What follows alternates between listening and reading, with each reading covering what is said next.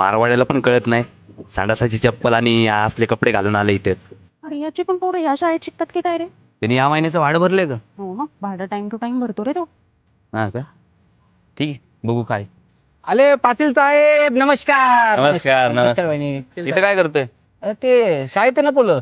तुझी पोरं या शाळेत शिकतात? हा इस स्कूल में पढ़ते. ठीक आहे, आलो मी फी भरून. काय रे किरण, इन्स्टॉलमेंट मध्ये का भरलीस फी? एकदाच भरायचीस ना सगळी. अरे काय होतंय, आता पैशाची आड आहे त्याच्यामुळे भरले. हे बघ, त्या मारवाडीची पण पोरं ह्याच्यातच आहेत, त्यांनी पण इन्स्टॉलमेंट मध्येच भरलं असेल. भाड्याने राहतो तो आपल्याकडे. अरे पाटील साहेब, चला चहा पिऊन येऊ. अरे चहा ना इकडे.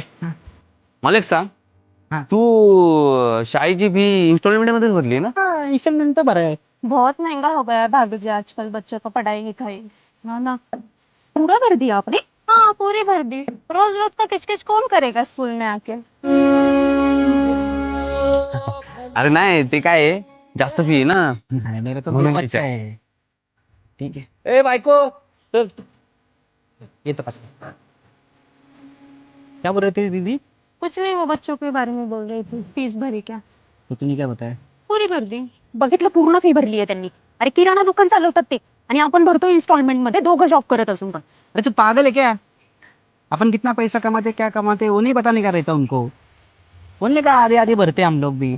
ठीक आहे, भूल गई, चलो. अगं पण मला तर म्हटलं तो की त्यांनी इन्स्टॉलमेंट मध्ये भरली म्हणून. अरे असंच असतं त्या लोकांचं, दाखवत नाही ते कमाई कधी.